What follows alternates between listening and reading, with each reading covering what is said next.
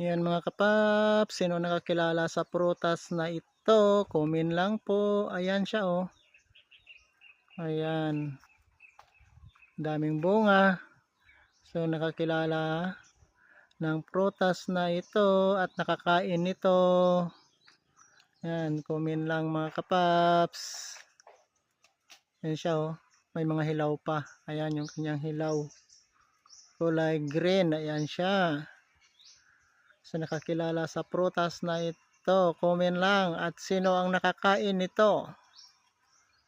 Ayan, daming bunga mga kapaps. Yan, ang hinog nito pag naluto ay kulay violet. So pula pa lang siya, hindi pa sa hinog. Ayan, so masarap ito. So nakatikim nito at nakakain nito, comment lang mga kapaps. Ang daming bunga ng prutas.